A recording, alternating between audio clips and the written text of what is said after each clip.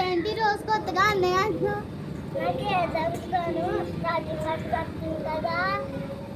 అయితే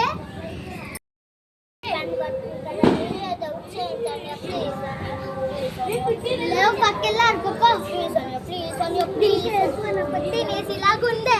సరే చేయించుతా.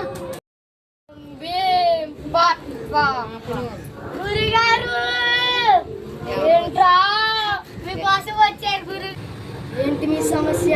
మా చెల్లికి ఎదురు చెయ్యండి. ఏదో ఒకటంటే నా కోసం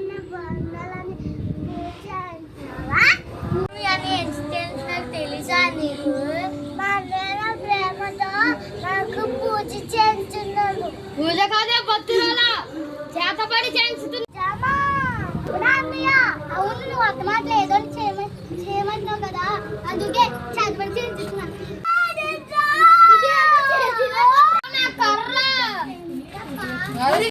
గురుగారు